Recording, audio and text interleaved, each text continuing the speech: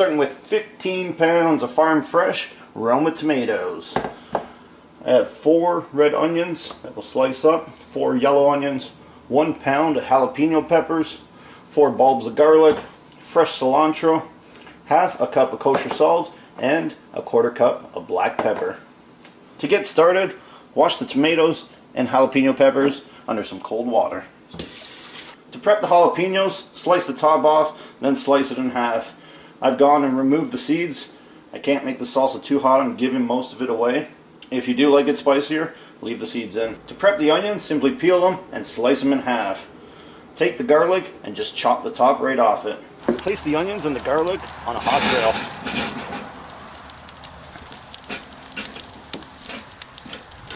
Once you have some nice grill marks on both sides, take the onions and garlic off.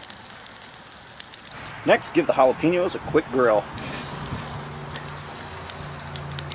Once you have nice color on both sides, take the jalapenos off the grill. Then put the tomatoes directly on the hot fire. You want to grill up all the sides. It will make it real easy to peel the skin off. With a quick grill, you can see the skin is starting to just peel right away. Give these another couple minutes. With all the veggies grilled up, all you got to do is start chopping everything up. Toss it into a large pot. To prep the tomatoes, simply slice off a little part on the bottom. Take that little end piece off, and the skin should just peel away. Cut it in half, quarter it, cube it. Cut and squeeze the juice out of 8 limes. Then just add it to the salsa. All chopped up and ready to go. It's looking good. Smells great already. Now I'm just going to add the salt and the pepper. Give that a good stir. Place the salsa on your stove top using low heat. Bring it up to a simmer, stirring it every 5 minutes or so. After simmering the salsa for 3 hours, it's got a nice consistency. Still got little chunks of tomatoes. All the onions are cooked. So it's pretty much ready. Start putting it in the jars. Tastes great too. Wash the canning jars, lids, and rings with hot soapy water. To get canning, you really only need a few things: jars, lids, and rings. Other tools: a ladle to pour the mixture into the jars. This is we'll call it a jar grabber. Fits the neck. Makes it real easy to handle the jars. It's a wide mouth funnel with a fill gauge on it. This is just a little magnet to hold the lids. Place them on so you don't have to touch them with your hand. A small spatula will go around the inside of the jars. Once the salsa is in there, try and remove as much air as you can. Other than that, you need a large pot. Start with boiling water. A smaller pot here will bring to a boil. Shut it down, then put the lids and rings in there. You want to sanitize everything before you put your food in there. So let's get to it. Place the canning jars in boiling water for 10 minutes to sanitize. I'm going to be doing 6 at a time here. After 10 minutes, take the jars out of the boiling water.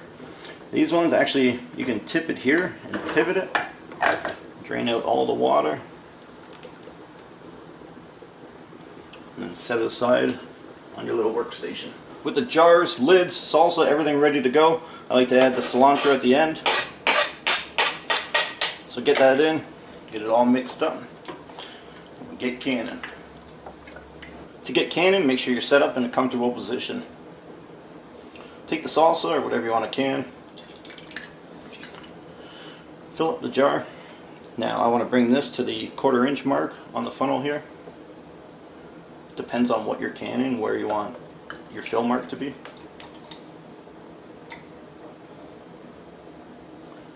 A little more, there's 1/4 inch.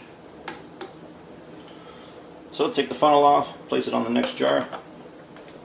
I like to bounce it a couple times. See if there's any air in there. This isn't too bad, but you can just take the spatula, go around, give it a quick stir.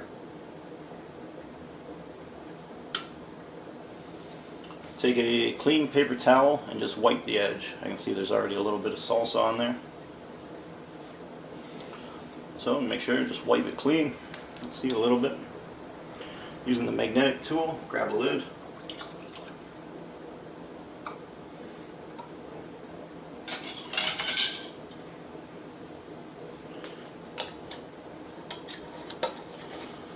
Tighten the ring hand tight, and then just turn it back about a quarter. You don't want it on too tight.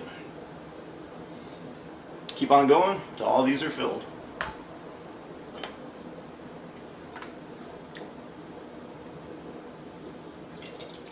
It looks great. Now, time to get it in a water bath. Bring a large pot of water to a boil. It's good to check the displacement. Just test these, set them in there, make sure the water doesn't overflow. And simply pick them up, slowly place them in the hot boiling water. Let them boil for 10 minutes. You want to make sure you got an inch of water over all the lids. And just let them go. After 10 minutes, pull the jars from the hot water bath. There's going to be a little bit of water on top, just drain that off. Set it aside. I like to place a towel down and then just leave them to cool. I usually leave them for a day, 12-24 hours to be safe. And you got fresh, fire roasted, homemade salsa. Now these jars are pretty much ready. Leave them out, let them cool down. As they cool down, you'll hear a popping, hey, right there. It's the vacuum, the lid's getting sucked down, so you got a good seal. Oh, another one. And once you get that, you're good to go. Let them cool down, store them in a cool, dark place, and you got salsa. Tostito scoops, add a little bit of fresh grated cheddar cheese to the middle. Try not to eat too many.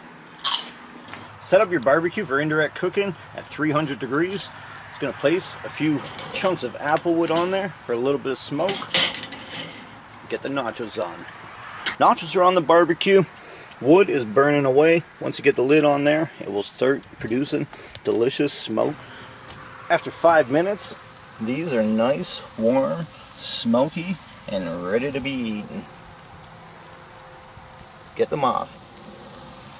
Homemade fire roasted salsa with smoky, warm, cheesy nachos. Check that out.